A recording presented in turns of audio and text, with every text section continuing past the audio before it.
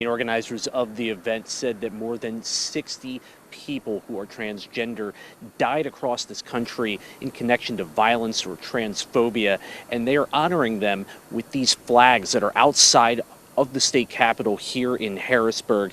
And at the event today, attendees tried to push a message of acceptance and also called out a need for more rejection of hate. Demita Jo Armstrong, Washington, D.C. A solemn reading of names of transgender people lost to violence. But one of the things I learned through Ash is that he knew he was not alone. He knew he was loved, and he had a network of people, and it still wasn't enough. Melinda Harnish-Clatterbuck's son, Ashton, is among those who are being memorialized at the state capitol for Transgender Day of Remembrance. She said hate against trans people needs to stop. I didn't anticipate that it would lead to his suicide. I don't think any of us understand the pressure and the pain that trans people go through when there is a society of people who is constantly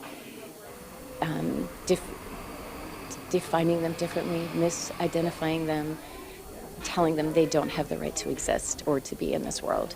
In light of transgender people being targeted in political advertising in the lead up to the election, State Representative Izzy Smith-Waddell said Pennsylvania needs to do more to prevent discrimination against the LGBTQ+ community. These things are necessary not just to provide legal protection, but to provide moral leadership, to let folks know that their leaders, the governor, lawmakers, value our rights.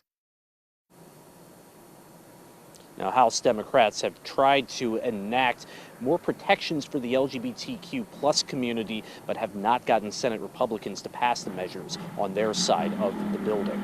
In Harrisburg, Tom Lehman, WGAL News 8.